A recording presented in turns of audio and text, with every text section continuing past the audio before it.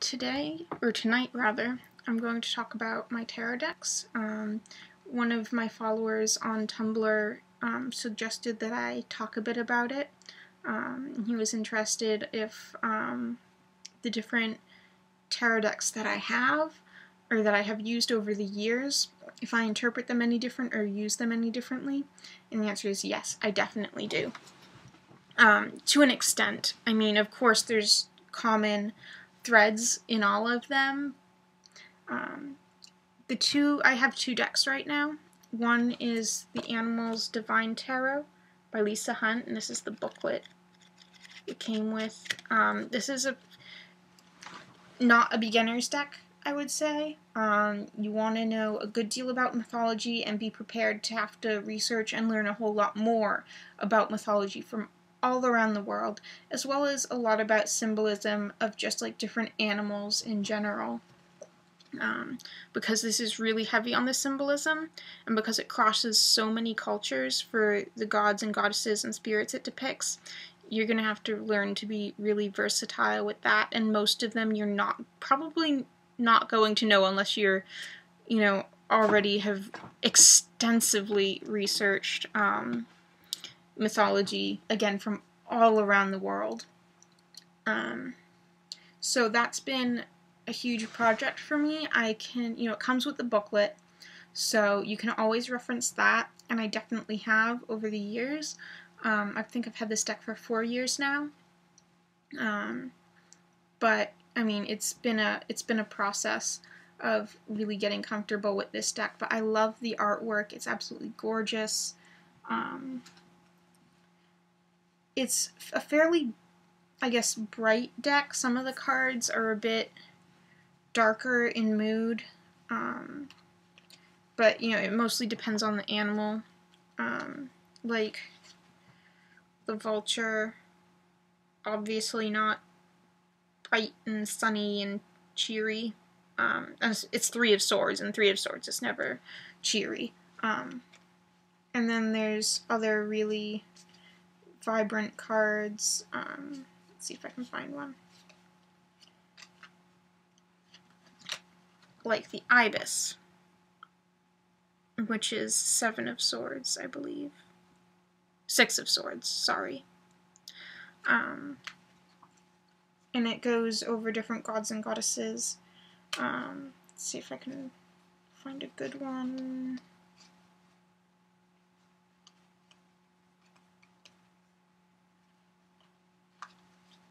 One that I can pronounce, because some of these I can't pronounce.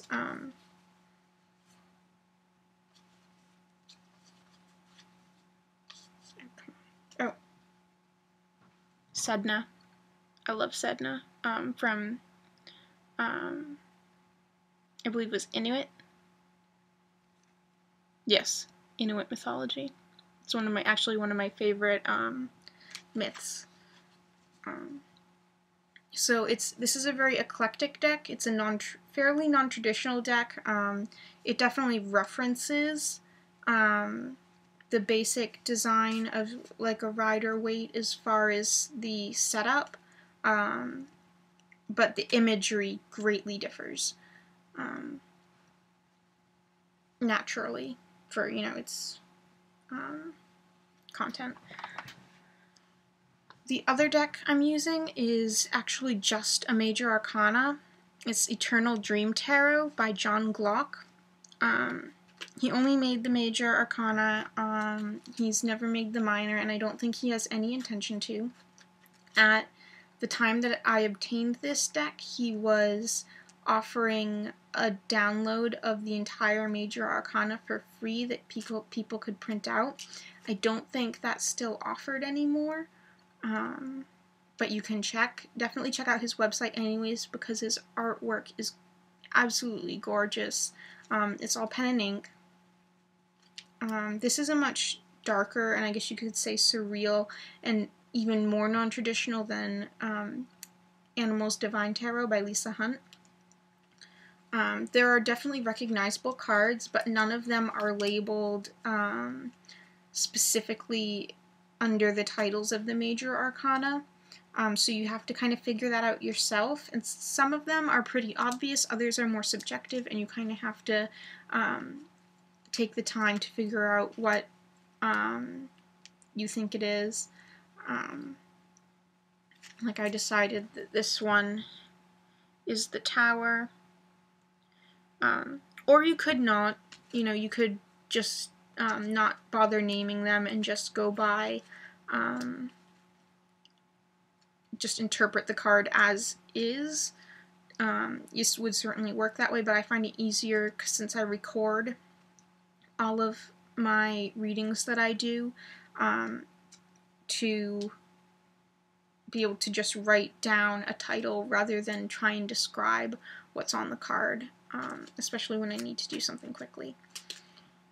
This is a great deck. I love using it, but because it only has the major arcana, I tend not to do spreads of more than 3 cards, just because there's less cards to use. I'm not going to do like a Celtic cross with these. So these I use for less specific readings. When I want details, I go with my Animals Divine Tarot.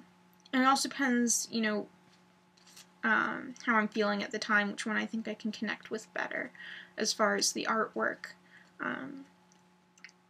I used to have 2 other decks. My first deck was just one that I got from Barnes & Noble's. It was kind of like a cross between a Rider-Waite deck and a Marseille deck, because it had pips, but the imagery was a little closer in the major arcana to what was in the Rider-Waite. But the Marseille has pips in the minor arcana. It doesn't illustrate the whole scene. It just, like if it's 5 of Pentacles, it will have 5 pentacles on a pretty blank background. And I find that difficult to work with, so I didn't use that deck a whole lot, but it was just like a starter deck. It was affordable, and it was like $10 at Barnes & Noble's on clearance. It was just a matter of getting my first deck. The other one, I forget the author's name, but it was the Fairy Tarot or something like that. It's an Italian artist. When I bought it, I should have looked at all of the cards. If you have a chance to look at all of the cards before you buy a deck, and especially if you get a chance to actually hold them in your hands, like go to a shop instead of ordering it online, definitely look at all the cards, go through each one, and make sure it's the right deck for you. Because I bought this deck, and I had saved up a lot of money to be able to get it, and I realized that most of the artwork I couldn't actually connect with. It was kind of cartoony, and the cards that I had seen when I was just flipping through had a slightly less cartoonish look to them, and so I used the deck, but I ended up saving up for the Animals Divine Tarot. The 2 other decks, my first 2 decks that I no longer have, I ended up finding a home for. I had friends that were looking for tarot decks, and they actually connected to them. So I made sure that those people got them and they have decks that they can use, which is very helpful because it can cost a lot of money to get a tarot deck. So I'll talk a bit about